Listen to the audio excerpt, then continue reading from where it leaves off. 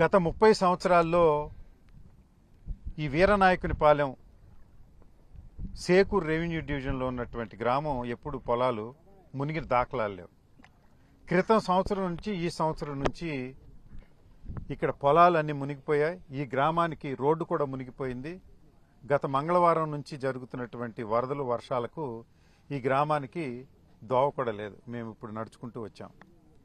ఇది ఎందుకు జరుగుతుందా అంటే ఇక్కడ ఉన్నటువంటి తుంగభద్ర డ్రైను, ఆ సమీపంలో గుంటూరు ఛానల్ అనుసంధానంగా ఉన్నటువంటి గుంటూరు మెయిన్ అనేటువంటి పంట కాలువ ఓవర్గా ఫ్లో అవుతూ ఉన్నాయి. గతంలో ఇది టెయిల్ ఎండ్ ఏరియా అవటం వల్ల గుంటూరు ఛానల్కి ఇక్కడికి నీరు కూడా వచ్చేది కాదు, సాగే కష్టంగా ఉండేది. కానీ ఈ రోజున మునిగిపోయే నీరు కూడా బయటికి పోవడం లేదు. ఈ అదనపు నీరు ఎక్కడి నుంచి వస్తూ ఉంది?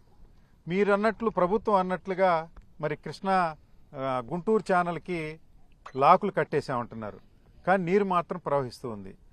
ఖచ్చితంగా ఇది కొండవీటి వాగు డైవర్ట్ చేయటం వల్ల వచ్చిన వాటర్ అని అందరూ నమ్ముతా ఉన్నారు. వాస్తవం కూడా అదే. ఇది కాదు అని మీరంటే మరి కొండవీటి వాగు ప్రవాహం కాదని ప్రశ్నించిన వాళ్ళ మీద, నా మీద, సాక్షి మీద మీరు కేసులు పెడతా ఉన్నారు. సరే, ఈ కేసులు రైతులు కష్ట సుఖాల కంటే ఎక్కువైనవి కాదు. వారు దుఃఖసాగరంలో ఉన్నప్పుడు అన్నిటికీ మేము సిద్ధంగా ఉన్నాం కనుక దాని గురించి పెద్ద ప్రస్తావన చేయాల్సిన అవసరం లేదు. మరి ఇది కొండవీటి వాగు నీరు కాకపోతే మీరు శ్వేతపత్రం ప్రకటించమని అడుగుతూ ఉంటే మీరు ఇంతవరకు ప్రకటించడం లేదు. మా శాసనసభ్యుడేమో ప్రశ్నించే వాళ్ళ మీద కేసులు, ఆయనేమో సూట్ కేసులు సర్దుకుని పోతా ఉన్నాడు. గత నెలన్నర నుంచి 2 నెలల నుంచి వారు ఎక్కడ కనిపించడం లేదు. నష్టపరిహారాలు అడిగితే క్రితం సంవత్సరం ఇచ్చామని చెబుతున్నారు. మా తాతలు నేతులు తాగారు, మా మూతులు వాసన చూడమని అంటా ఉన్నాడు ఆయన విధి విధానాలు ఏంటో ఎవరికి అర్థం కావడం లేదు. మరి ఈ వారం రోజుల నుంచి మరి ముంపుకు గురైన ప్రాంతాల్లో వారెక్కడా పర్యటించినటువంటిది లేదు. ఒక 2 సార్లు మాత్రం కృష్ణాష్టమికి వచ్చి వేడుకలు జరుపుకుని వెళ్ళారు. మొన్న ఎప్పుడో ఆయన అభిమాని మ్యారేజ్కి వచ్చి వెళ్ళారంట. ఆ వంతిని మీద నిలబడి ఒక ఫోటో దిగి వెళ్ళారు.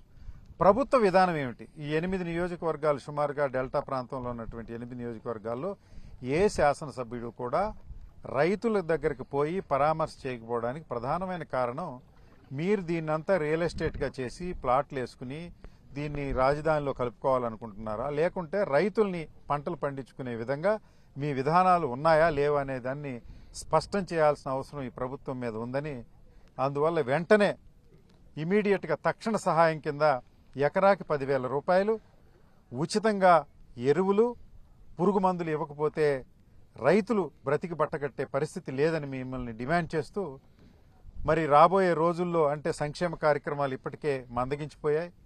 డీబీటీ స్కీములు ఏమీ అమలు జరగడం లేదు.